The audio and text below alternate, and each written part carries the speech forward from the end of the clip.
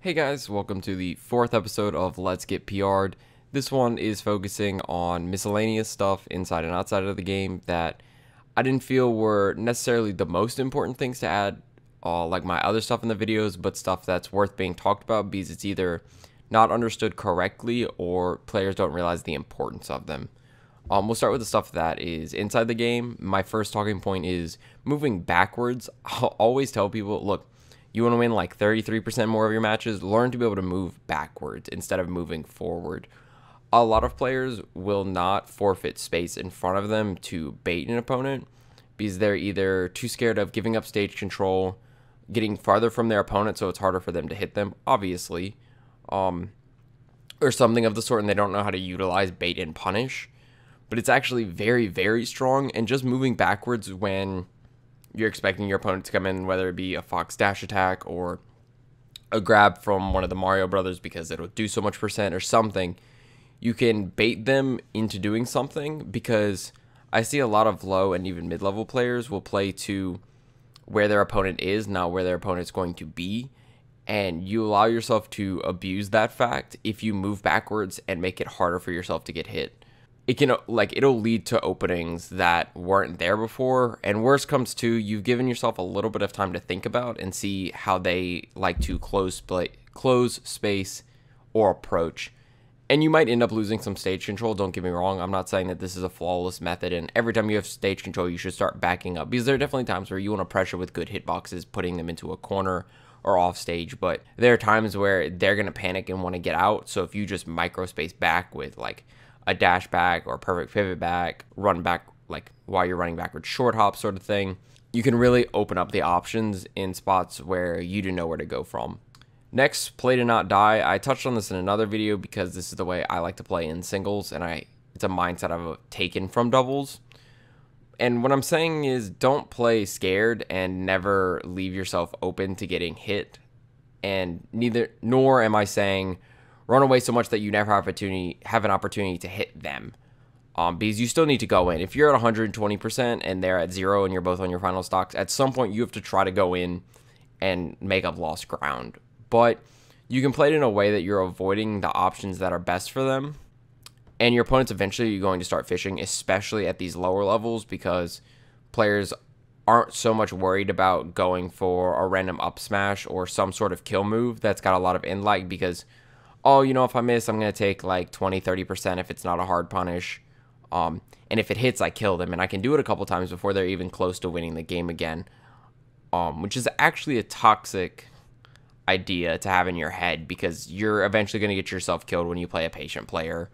And you not only are not doing anything really smart, you're giving the player the out they need to win. What I mean is, yes, every once in a while you can go for the random up smash with Mario when your opponent's at kill percent, but I'm saying if you just start to spam it, and every time you get someone to 120 to 140 you start spamming that, you're going to lose games when you get to a player who's like, this move's not unbeatable. If I just wait and move back a little bit, you'll be able to finish them off and make strides to getting them closer to your percent and then finish them off. And if you're not playing an aggro character, this can be super strong because, like I said, your opponent is eventually going to cave and come in. And if you mix this with the moving backwards, they're going to whiff whatever their kill move was, which probably has a decent amount more lag than most other things, if they don't just have a completely safe move to throw out, like Diddy down, something like that, or like up tilt from Diddy, or like a really good aerial that'll kill you regardless. Anyway, yeah, play to not die. Just having that thought process of, if they don't take this stock, the game's not over. Like, I have not lost till I have been KO'd with this. Can actually go a really long way. I don't think it's something that will work for everybody, but I've talked to a couple people about it, and I have found success with this kind of method of playing, at least in the last stock situation. And lastly, for stuff in the game, watch your opponent's movement. You'll eventually start to see patterns where, oh, if they're moving like this, I know what they want to come in with.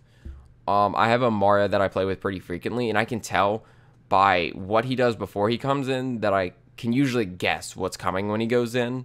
And if I have the right time and space, I can get away and come back in when I want and heavily punish it. And you can see what they're trying to do before they even do it, because you recognize the pattern that maybe they're not even aware of. It's kind of how I talked about in a past video where there was this Rosalina that I gave the tip to. I was like, every time someone comes in from behind you on your shield, you roll away. That necessarily isn't like a movement option, but it's something where if the other player recognized that situation, he could constantly put himself in that position to be falling behind his shield towards him. And because he knows that he set up this situation, that he'll end up getting the roll read. And it's kind of the same once you understand their movement, because you can start to influence them by putting pressure on them at the right time when you know, oh, they're really scared in this situation, they don't have the room, they want to move, they're going to throw out something quick, or all right, they've already done like a little bit of dash dancing, they want to come in now, and like you understand that at this percent they really want to grab, or at this percent they want a stray aerial to start a combo sort of thing.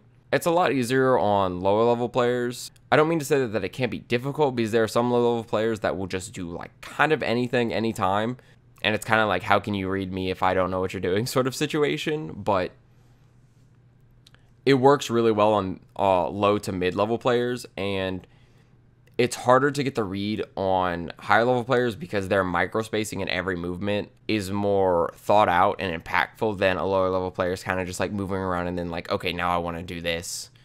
But it's something very difficult to analyze within one set with someone. I see this mostly with people that I play a ton with, and now I can generally understand their movement. Like there's a Yoshi I play, and I almost know always when he wants to egg lay. Because of the way he's approaching shield and his movement, where he's either backing up or going forward, depending on like his speed of doing it.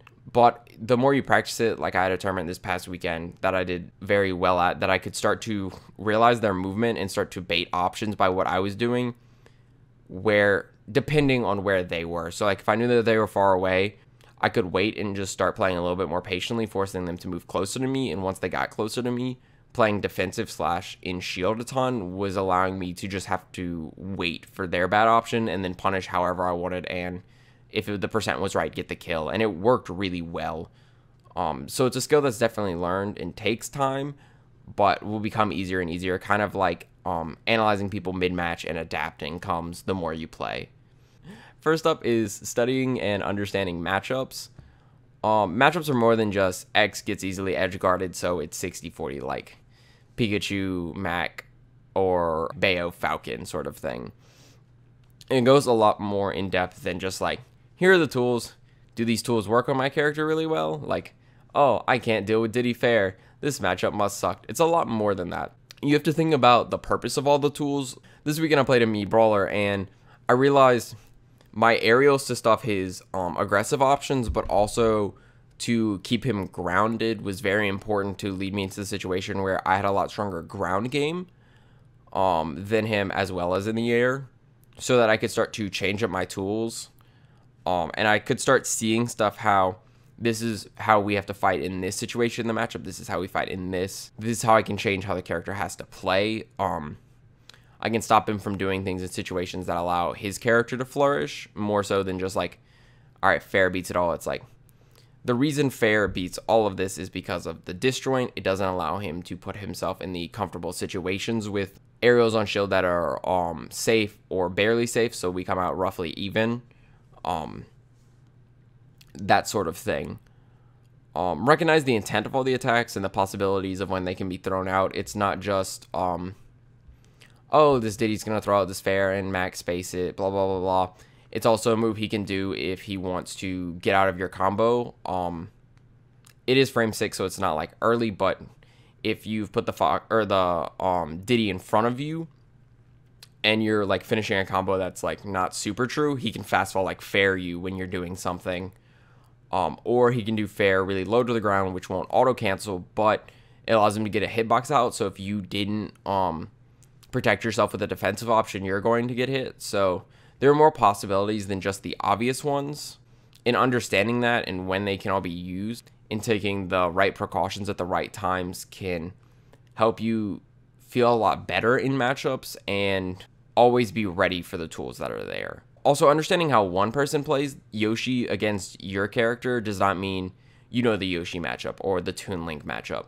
You only have learned that one specific avenue of play, because as we've seen, there are lots of different ways to play a lot of characters. You'll see aggressive Sheiks, you'll see very passive Sheik. There are tons of different types of plays, so don't base how a matchup is off of one person you play, because honestly, like people ask me to make like matchup charts and stuff, and I'm like, I don't really understand matchups. I understand them from a mid-level player perspective, but that has a lot of flaws from both players when they're playing, and not everything's being utilized right all the time.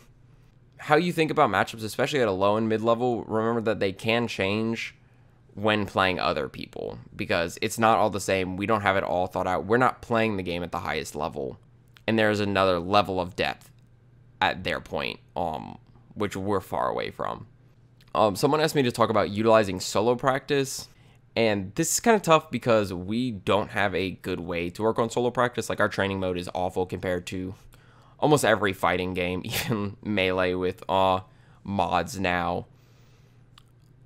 Solo practice isn't always going to help unless it's just movement based where you're going into training mode and grinding out your extended dash dance or your ledge trumps or something else, because what you do on bots really isn't going to help you because it allows you to kind of just throw out stuff willy-nilly. You don't really get to practice like a bait and punish or working on confirms unless it's I'm working on like the percents of my confirms or execution of them, because computers aren't going to have DI all the time.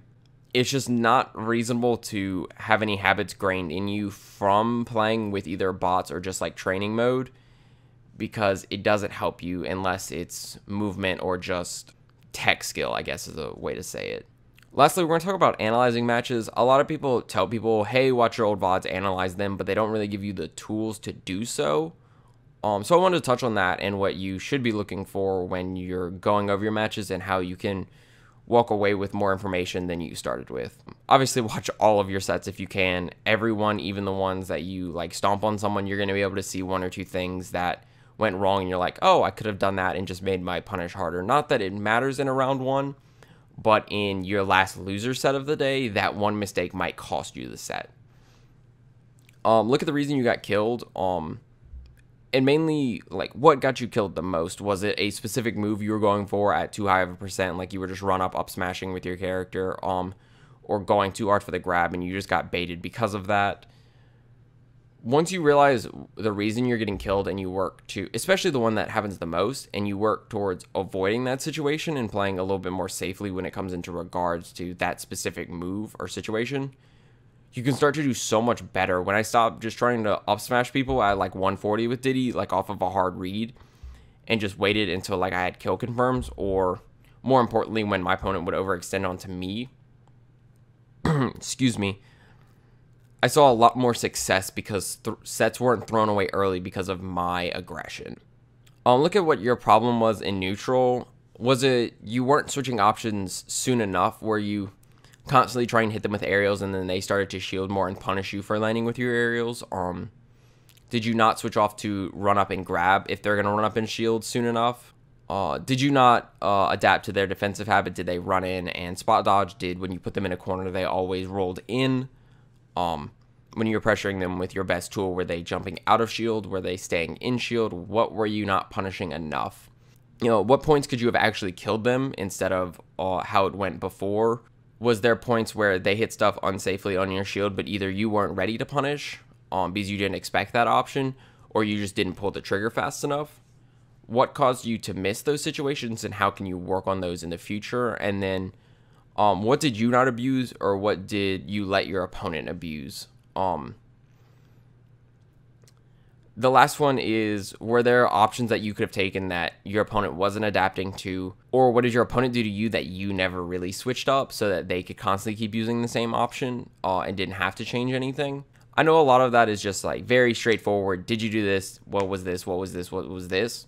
When you look at all of this as a whole, it'll allow you to see how your game plan kind of comes together over the course of a game or a set, and allow you to see the holes in your gameplay and work on fixing them by, oh, I can stop randomly doing this, or I can work on if my opponent always rolls or spot dodges, working on punishing that. That was my biggest error. And when you can take those away and realize those things mid-set and be ready to punish them, you can start to go so much farther once you do that. I think that's it. This video wasn't too long, so I think this will all be in one part. I think this will be the last video for Let's Get PR'd because I think I've covered everything that I've really wanted to cover. If there's anything else you'd like to see, I wouldn't mind doing another small miscellaneous video. I might do a random one-off for talking about doubles, because I'm someone who always places in the money in doubles in my state, and feel like I can help out with that too. Besides that, thank you guys for watching and supporting this series. It's been a lot of fun, and I'm glad so many people have gotten a lot out of it because I love making these types of videos. I'm probably going to make a series kind of like this, but for TOing if people are interested, and I think that's it. So remember, like, prescribe, blah, blah, blah, and I'll see y'all in the next video.